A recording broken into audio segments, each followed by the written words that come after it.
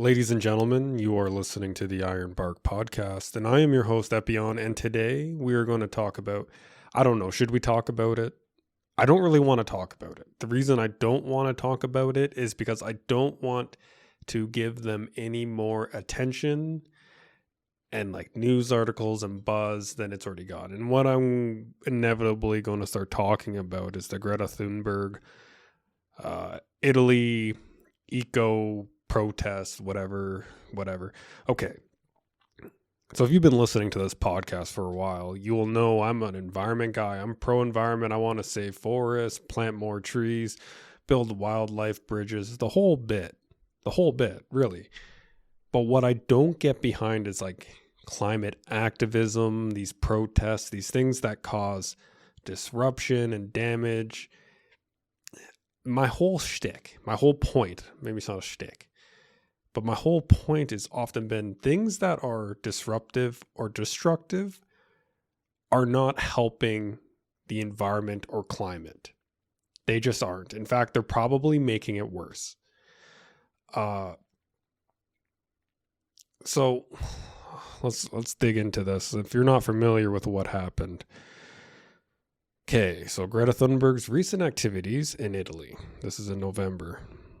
Swedish climate activist Greta Thunberg, now 22, has been highly active in Italy during late November 2025. Focus on climate justice.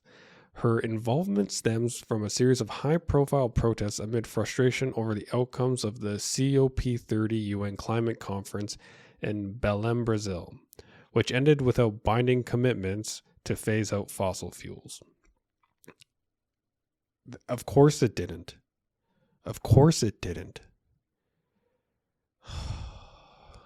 We don't have the infrastructure to not rely on them, and to build them costs billions and billions of dollars, and to raise that money, you basically got to drill, baby, drill. And people hate that, but it's the truth. There's no other ways of really making money to build this infrastructure that people want without just like taxing people into being poor as can be. So let's see, what else you say? So Thunberg's actions in Italy have drawn both praise from activists and sharp criticism from authorities and conservative figures who accused her of prioritizing self-promotion over environmental care. Which is true, which does seem to be the case, because pouring a bunch of green dye, and every article is very adamant on specifying that it's non-toxic, because obviously that's the first thing people say is like, that doesn't seem like it's very nice for the environment. And trust me, I dug into this and I tried very hard to kind of come up with a way where it was bad for the environment, and there is like mild ways it could have been. Like what she poured in there, it was a non-toxic, what is it called, fluorescein. It's like a thing they use in environmental testing and stuff like that to see like where water flows and how it flows, and you know how long or where like certain underground rivers go and where they come back up. In high concentrations, it can be pretty toxic to marine life. There's no evidence to suggest that what she did reached toxic levels. But you know, it does, but there's like a lot of things that haven't been studied about it, right? Like there's minor things that it could have an impact on, right? Like fish behavior, they're seeing a different color. It might be cloudy for them, so they might be behavior change, predatory changes. It's like basically causing potentially a little bit of undue stress in the marine life. And it's like, if we can avoid that, why not? And it's like, no, like I want to put the climate first, even if these risks that haven't really been studied or are unprovable or unverifiable. It's like, why hazard it? Like, it's kind of like the exact same premise for pollution and like fossil fuels. It's like, well, if we can go to like better means like renewable energy, this, you know, big experiment of putting all this like pollution into the air isn't really necessary. We shouldn't be doing it. Then we shouldn't. But then it's like, when it suits them, it's okay to be wasteful. Like, and that's the other thing. I was like, why are we wasting this substance? You know, maybe there's an explanation. Maybe it's like, oh, it's going to expire soon, so we can get rid of it and use it for a protest or whatever the case might be. But it just seems like wasteful. And then you have these people traveling there. It's like, how'd she travel there? Was it by plane? Like, was it like a renewable energy train? Like, a lot of these things, it's like these climate activists and protesters are like, they're using a lot of carbon.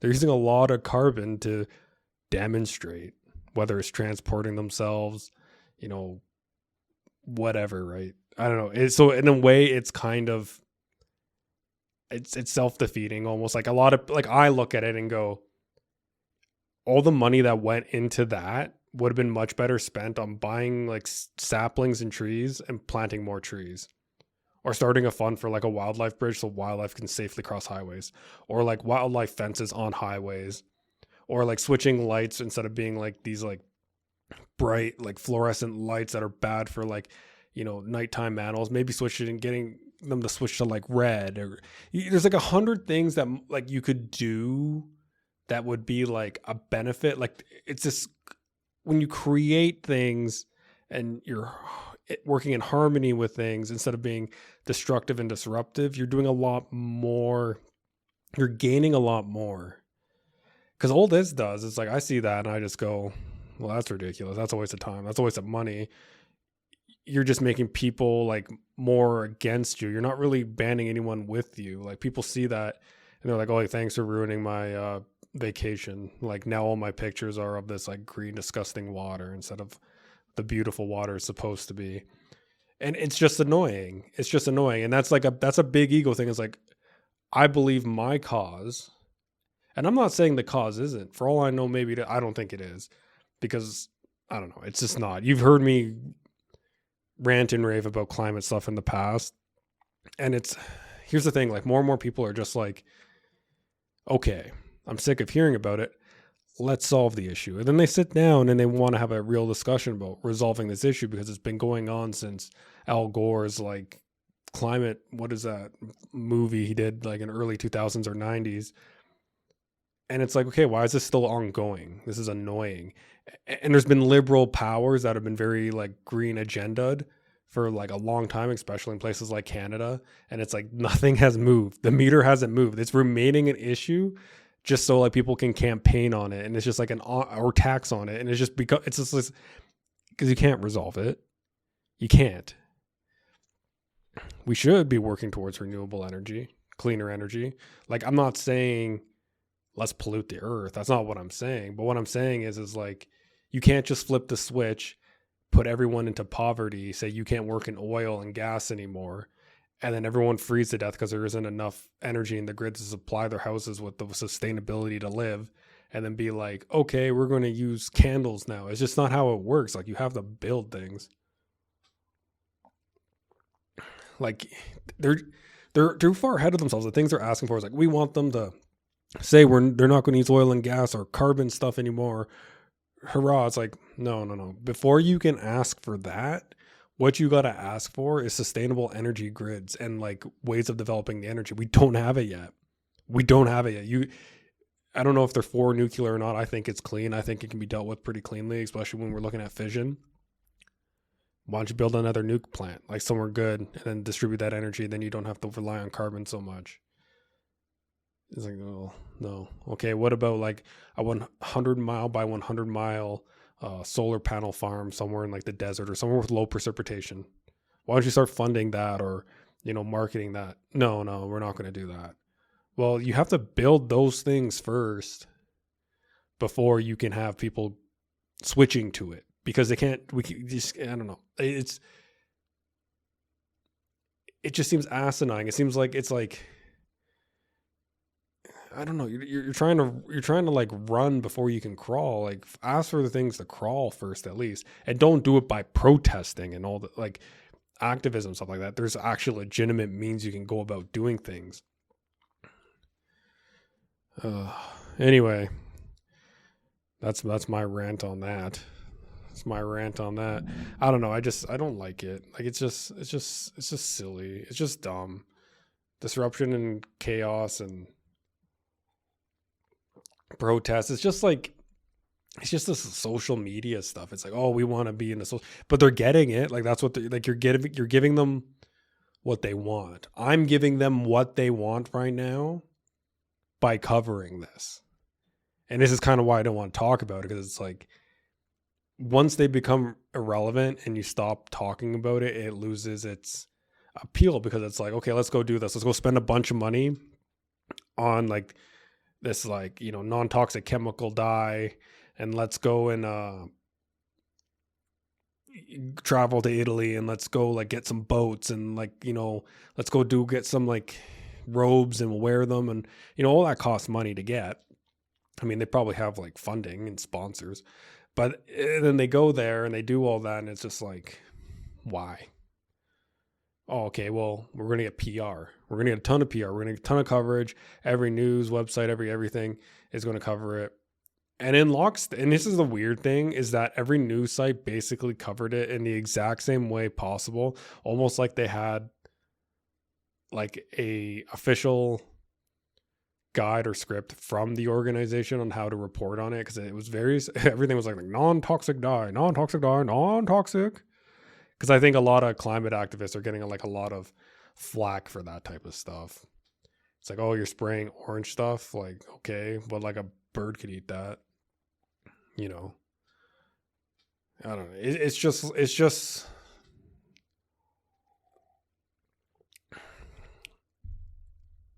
I don't know. I don't support it. Like, you don't have the support of like an environmentalist. You don't have the support of someone who like supports the like ecology. Like, you don't have the support of someone who's pro environment. Like that should tell you like everything you are doing wrong. I'm not saying everything, because they do plant trees. Like, at least this is like a step above Billie Eilish, where it's just like criticizing but then doing nothing. So I don't know. I don't know what else to talk about. I wanted to talk about a few more things, but I want to kind of save these topics for episode 100. And this would involve the sea wolves like using fishing traps, like those crab traps. I don't know if you've heard about that. I'm not going to get into it. There was a new fish that was discovered in Japan, and they named it Super Saiyan Gobi. Super Saiyan Gobi. Kind of cool. And then there was the BC Bellacula bear attack. Lot to dig in there, but also like a super like sad subject too at the same time. But there was a lot of heroism there.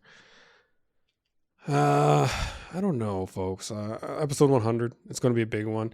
A lot of podcasts don't make it to episode 100. This one's been a slow crawl, slow drag to episode 100, because this has been going on. This podcast has been happening for years, but we still aren't at episode 100, and it very well could have been. But there's been a lot of hiatuses and pauses and stuff like that, because life comes at you fast. It really does. It really does. I haven't done the accent in a while, and there's a reason for that. I don't know. What can I say? Yeah, I don't know. Let's see. Well, we can talk about Greta some more. Rome, no. Key actions and statements. She delivered a fiery, expletive-laden speech calling the Italian government a fucking fascist. And I don't know if this is true, because I'm getting this information from AI. So take that for what it's worth. Regime for its ecological policies and support. Well, I'm not going to get into that stuff. Including urging the halt. The protests also opposed U.S. imperialistic aggression and showed solidarity. She's kind of digging into, like, I'm not going to get into it because I'm not a political podcast at all, and I don't have enough knowledge to speak on any of this stuff. But basically, a lot of her stuff now is getting intertwined into like world political. It's weird. That's a weird mishmash. That's a weird mishmash. Like, if you're like a pro-climate person, and it's like, yeah, I'm pro-climate, so that you like, you know who all your friends are in the room, or just people that are like, they can be conservative, they can be liberal. And I know a lot of people say like, oh, conservatives don't care about the environment. No, they do. Like, conservative, like, they do believe in conserving like very important things. Like, a lot of conservative people were upset when Jasper burnt to the ground. It's a thing. there are conservatives that like the environment. And then there's like the libertarians, you know, all the people, like people can all get on conservation and ecology to some degree. Sometimes the thing is it can get hijacked and then used for like political narratives and gains. So like justifying taxes on like a carbon tax. Like it's like, well, like we want to save the environment, but we don't want to pay like an extra 5% on everything for a slush fund that's not even going to be used on improving the environment in any measurable way. So, and then it's like, there's rebates for it. Like, why is there rebates for it? Like, it doesn't make any sense. It's like these people use less carbon. Like, how do you know I'm using less carbon? Are you tracking like how many flights I take a year? Like, what? You're not. So what does that mean? Like, how do you know? You don't know. You're just giving it to people who make less. It doesn't make any sense, but they could be a bus driver. Like, you don't, like, you know what I mean? Like, it doesn't make any sense. Like so it seems weird to like also join forces with other groups. You will get support from that group, but when it's not convenient for you anymore, like a different political group, like it could, let's say whatever far right or far left, like a political group it could be, once the environment is not convenient for you anymore, they're just going to like do away with you. Like they'll just like not want anything to do with you. They won't support you. They won't be there for you. And the thing is, the people who supported you before getting involved with those groups are going to be like, oh, well, I either feel uncomfortable getting involved in this stuff because it's out of my wheelhouse, or I actually feel differently about that stuff, but I still like the environment. So now I still can't support you because you've gone and now maybe somehow using the funds for planting trees is now going towards some sort of war effort or some sort of like position in a war. And then that just gets really mucky. Like it's a real big thing there, but like she can do whatever she wants. It's just like a weird, like, I don't know. It's like you should like stick to your brand type of thing. You know, like if you're like supposed to be like market yourself a certain way, it's like, okay, well now I think it like, I don't know, you get lost in the sauce. I like being neutral. The neutral is good. You kind of get both sides favor, you know, you don't really make anyone upset. Everyone can kind of come to a reasonable understanding and be like, okay, yeah, trees are nice. Trees are good. I like the way trees look. We're going to plant some more trees. You can basically get like any political party to do that. Obviously, some will be more against it than others. But at the end of the day, everyone wants to breathe oxygen. So it's not like the most horrendous thing to get people behind. But as soon as you put like if you put like Trump trees, like the people on the left would be like, fuck those trees. Or if you put like whatever the left-wing person is, like Kamala Harris or Biden trees, the people on the right would be like, fuck those trees. You know what I mean? Like that's how simple it becomes. Or if you're Canadian, it'd be like Trudeau or Carney trees or whoever the conservative guy is, Polyev. Like it would just be like, you know what I mean? It automatically makes the other side, even if you like trees already, if you have like a certain political affiliation, all of a sudden you won't like those fucking trees. Not me, but like I would be like, oh, like I might not be a fan of this politician, but at least they're doing something right. Like, you know what I mean? Like, oh, I like that. Some people are just like, no, it's all bad. Meh. So it's like, okay, like I know people are like that. So then that's why I think it's always bad to kind of position yourself in with like a political party or like a political hot potato or political, what would they call it? Like a beach ball, a political beach ball. We're going to the beach each. Let's get away. They say what they're going to say. I'm sorry, I can't do it to you. If you know what song that is, you're a real one. Anyway, folks, I think that's it. Next week is the 100th episode. I'm hoping to bring some familiar faces back onto the show.